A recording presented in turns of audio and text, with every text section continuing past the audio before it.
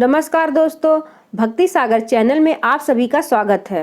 दोस्तों, आज हम आपसे बात करेंगे दक्षिण भारत के एक पारंपरिक उत्सव की जो लगातार 10 दिनों तक चलता रहता है। तो आइए शुरू करते हैं। भारत सामाजिक और सांस्कृतिक दृष्टि से विविधताओं वाला देश है। देश के विभिन्न भागों में अनेक पर्व किसी न किसी धार्मिक आस्था, पौराणिक, ऐतिहासिक अथवा सामाजिक प्रतीक के रूप में मनाए जाते हैं। इन्हीं में से एक पर्व है ओणम, जो मुख्यतः केरल का सबसे प्राचीन और पारंपरिक उत्सव है। जिस तरह से देश भर में दशहरा, दुर्गा पूजा और गणेश उत्सव 10 दिनों तक बड़ी धूमधाम से मनाया जाता है, उसी प्रकार केरल में 10 दिनों तक ओणम की धूम रहती है।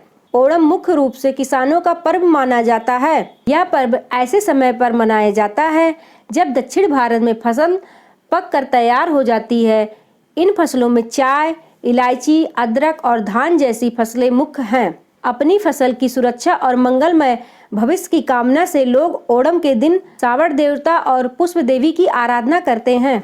इस वर्ष 2020 को ओणम 31 अगस्त सोमवार को मनाया जाएगा, जिसके लिए तिरुओणम नक्षत्र का प्रारंभ 30 अगस्त को दोपहर 1:52 से लेकर अगले दिन 31 अगस्त को शाम 3:04 तक रहेगा। ओणम पर्व के पहले ही दिन लोग प्रातः उठकर स्नान आदि करने के बाद पर्व की तैयारियों में लग जाते हैं। इसके बाद वे राजा बलि के मंदिर में जाकर उनकी पूजा अर्चना करके उनका आशीर्वाद प्राप्त करते हैं। इन दिनों केले के चिप्स और पापड़ बनाए जाते हैं। एक खास परंपरा के अनुसार लोग अपने घरों में ओणम पुष्प कालीन भी बनाते हैं, जिसे मलयालम भाषा में पूकलम कहा जाता है। आइए अब जानते हैं इस पर्व से जुड़ी धार्मिक कथा को।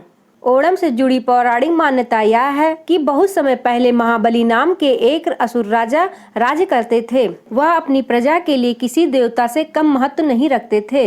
हालांकि अन्य असुरों की भांति बलि भी तपस्या करके कई सारी सिद्धियां प्राप्त कर चुके थे। इस प्रकार से अपनी शक्ति के अहम में बलि ने देवराज इंद्र के स्वर्ग पर भी अपना अधिकार स्थापित कर लिया था। देवताओं के आग्रह पर माता अदिति ने भगवान विष्णु की आराधना की और भगवान विष्णु ने कहा कि हे देवी, आप चिंता ना करें, मैं स्वयं आपके पुत्र के रूप में जन्म लेकर इंद्र को उनका स्थान वापस प्राप्त करने में सहायता करूंगा। कुछ समय बाद माता अदिति के गर्भ से वामन के रूप में भगवान विष्णु ने अवतार लिया। उनके ब्रह्मचारी रूप को देखकर सभी देवता और ऋषि मुनि आनंदित हो उठे। उस समय महाबली स्वर्ग पर अपना अधिकार स्थायी रूप से स्थापित करने के लिए अश्वमेध का यज्ञ करवा रहे थे। वहां पर भगवान विष्णु भी वामन रूप में भिक्षा का दान मांगने पहुंच गए। बलि ने उन्हें उचित आसन पर बिठाया और आवभगत की। अंत में बलि ने वामन देवता से कुछ भेंट मांगने को कहा। तब वामन रूपी विष्णु ने उनसे कहा, राजन, यदि आप कुछ भेंट स्वरूप देना ही चाहते हैं तो मुझे केवल 3 पग भूमि का दान कर दीजिए, जिसे महाराज बलि ने सहज ही स्वीकार कर लिया। वामन रूपी भगवान विष्णु ने अपना शरीर बढ़ाना प्रारंभ कर दिया और अपने पहले ही पग में पूरी पृथ्वी को नाप दिया। अपने दूसरे पग में वामन देव ने आकाश लोक को भी नाप लिया। फिर उन्होंने पूछा, महाराज, आपके अधीन जो भी कुछ था वह तो मेरे 2 पग में ही समा गया। अब मैं अपना तीसरा पग कहाँ रखूं?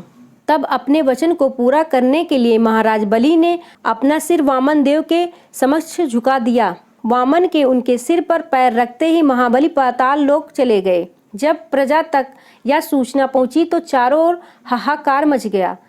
प्रजा का यह आघात स्नेह देखकर भगवान विष्णु ने बलि को वरदान दिया कि वह वर्ष में एक बार केवल 3 दिनों तक अपनी प्रजा को देखने आ सकते हैं।